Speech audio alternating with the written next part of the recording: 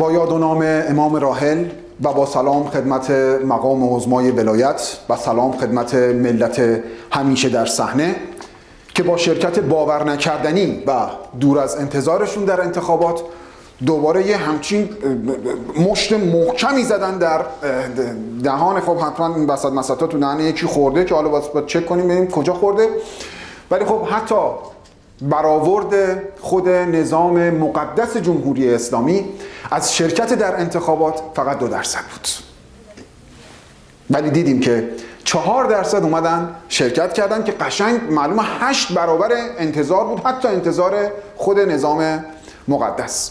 حالا البته با تقلباش و رقمسازیاش و دیگه آرای باطله و سفید و آبی و زرد و الان داستانایی که الان حالا فیلماشو داریم می‌بینید. ولی خب اجازه بدید در ادامه یک بار دیگه در گذشت آیت الله امامی کاشانی رو به همتون تسلیت بگم. واقعا من به عنوان سخنگوی دولت هر موقع به این غم عظیم و به این از دست دادن و دوری ایشون فکر می‌کنم واقعا گریم میگیره و اشک از چشمام جاری میشه. ولی خب وقتی یاد قیافه و حرفاش که میافتم که اصلا خنده.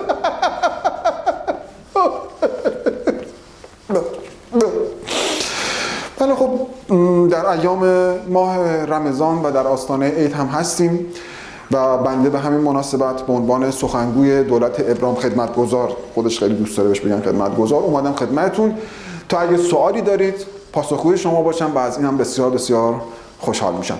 شما بفرمایید.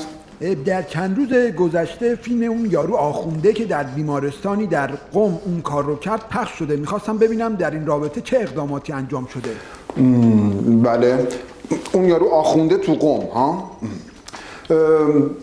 بله خب در این حوزه دولت ورود کرده و تمهیدات بسیار زیادی رو در نظر گرفته دولت که من به همه ملت همیشه در صحنه این نوید و این مژدگانی رو میدم که دیگه چنین چیزی تکرار نخواهد شد و ما دیگه شاهد چنین صحنه‌ای مخصوصا در اون بیمارستان نخواهیم بود. اول اینکه ما تمامی کسانی رو که این فیلم رو پخش کردن و یا اخباری از این داستان رو پخش کردن کامل دستگیرشون کردیم و الان در دست ما هستن. تمامی دوربین ها رو هم از اون بیمارستان، اطراف اون بیمارستان، 4 تا خیابون این ور اون ورش، همه اونا رو هم جمع کردیم.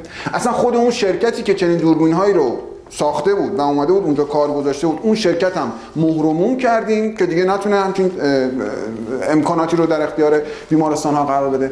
تمامی دستاندرکاران اون بیمارستان از دکتر و پرستار و دربون و خلاصه هر جور که بگه رقمی که شما همشون ما اخراج کردیم و به این ترتیب ما دیگه شاهد چنین صحنه هایی نخواهیم بود و چنین مشکلی هم دیگه پیش نخواهد اومد. ایشون رو هم بعد از نشست خبری صحبت کوتاهی باش بکنیم ببینیم که اون یارو آخونده ها. بله، نفر بعدی همون بغلشون. شما بله بفهم. با توجه به شرایط بد اقتصادی که توش هستیم سوالم اینه که مقام عظما سید علی خامنه‌ای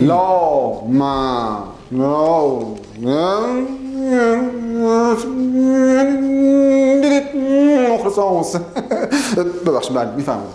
بله میخواستم ببینم مقام عظما سید علی خامنه‌ای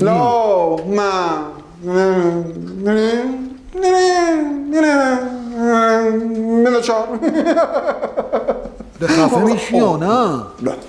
بله ببخشید.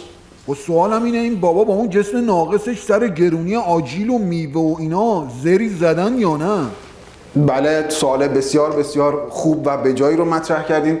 اتفاقا ایشون با اینکه خیلی سرشون شلوغ هست و خیلی کار دارن و خودتون میبینید که این روزها همش دارن نماز میت میخونن و ولی خب خیلی سر این موضوع پیگیری کردن، از مسئولین سوال کردن که موضوع چطور میشه. آجیل و میوه عید خیلی مهمه که حتما در زمان مشخص به دست بچهای حزب الله لبنان و بعد اون یارو حجت الاسلام زگزاگی رهبر شیعیان نیجریه برسه که این خیلی مهمه و خیلی هم ایشون داشتن دنبال میکردن. خب بعد ایشون سر قیمت دلار فرمایشی نداشتن؟ چرا خیلی خیلی خیلی خیلی پیگیر میکنن. یکی از دغدغه‌های ایشون همین قیمت دلار هست و اصلا هر روز از مسئولین پیگیری میکنن این قضیه رو و با اینکه خیلی سرشون شلوغ هست و خیلی کار دارن. خودتون میبینید این روزها اصلا واقعا وقت اینو ندارن که پروستاتشون سرشون رو بخارونن، یعنی اصلا خیلی سرشون شلوغه.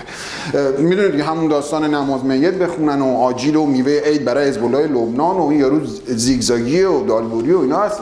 ولی خب خیلی مجدانه پیگیری میکردن که این دلاری که الان اینقدر قیمتش هم رفته بالا چطوری به دست حوثی‌های یمن برسونن و این براشون خیلی مهمه، خیلی مهم. اصلا فکر نکنید که دنبال نمیکنن، حتما دنبال میکنن. خب بعد برای ارسال کمک و تجهیزات به هموطنایی که دچار بلایای طبیعی شدن چیزی نگفتن؟ چرا نه هر روز صبح ظهر شب مثلا روز بعد از هر وعده غذاییشون دنبال میکنن. علیرغم اینکه خیلی سرشون شلوغ هست، نماز میت و این داستان عیدی حزب الله لبنان و حوثی‌ها و یارو زیگزاگی و دالبوری و آقا مجتبی و اینا ولی خب خیلی پیگیری کردن که حتما کمک ها و تجهیزات لازم به دست بچه‌های حماس برسه که وقت مضیقه نباشن. حالا موشک، پول، دلار، اسلحه هست، مسئله اینا همه چی رو دنبال میکنن. اصلا فکر نکنید که اینجور جالا. بعد سر عیدی کارمندا چی؟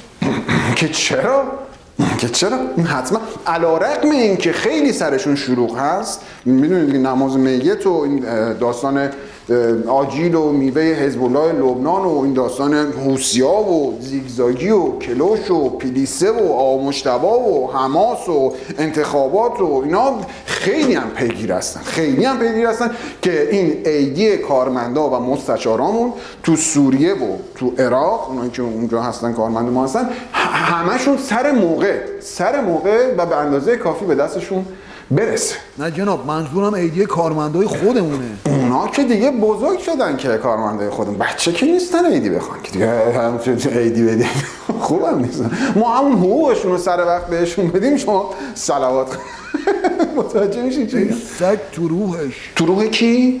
مقام عظما. لا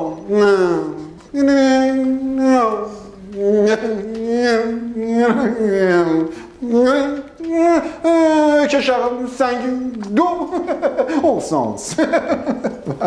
نفر بعدی.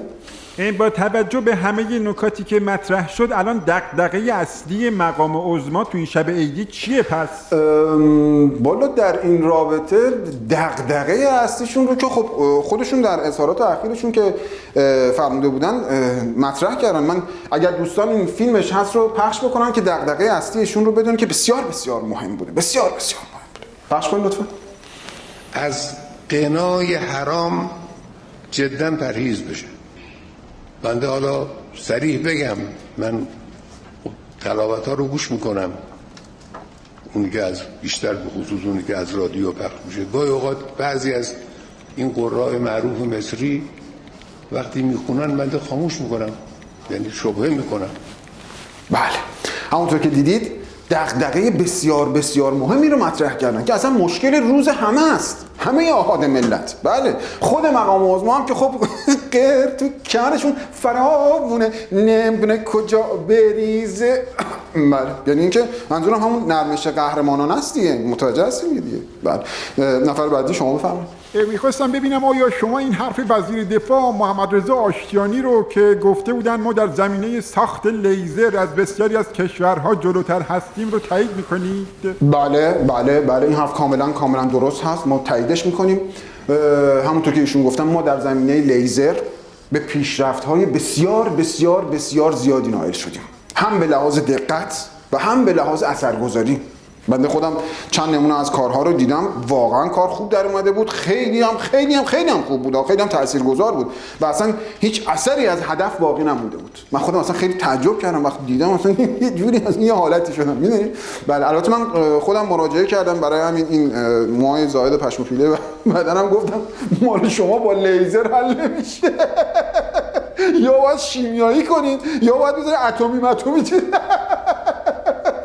که امیدوارم در آینده این مشکل هم حل بشه. بله، البته ما قبلا هم نمونه‌هاشو داشتیم در نظام مقدس جمهوری اسلامی، این داستان مستعان واکسن برکت و خیلی از این چیزایی که اینا همه میدونی چه آقا چی شد کجا رفتی بیا با شوخی کردم بابا شوخی که بمون یه دقیقه بابا ما لیزر نمیخوایم که اصلا شرایطی که الان نظام توش هست خودش مثل لیزر عمل میکنه میشوره. شما همه اعتراضات و اتفاقاتی که داره تو این ایران میفته رو ببین، شما تو این مملکت داره میفته شما ببین خودش مثل یه لیزره. الان شما مقام عثمان رو نکن اصلا هیچ پشم و کرکی بهش نمونده پشمش همه ریخته. مقام عثمان اللهم میدیم سامسه شاکر. نفر بعدی. بله آقای سخنگو سوال من در رابطه با که لحظه ساکت. ای بابا اذان شد که چقدر زود گذشته. آقا نماز روزهاتون قبول باشه که قبول شد. قبول. آقای سخنگو اذان ظهر با اذان ظهره؟ جان شبه اذان مغربه. اذان خیلی که برده جان یه خوردیم دیگه گناهش کردن مقام عثمان. مقام عثمان اللهم ببینم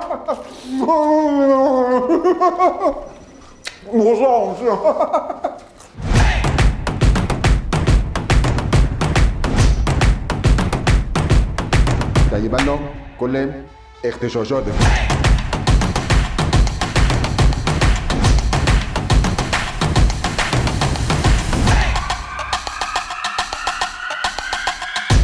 حشمت هواتونو داره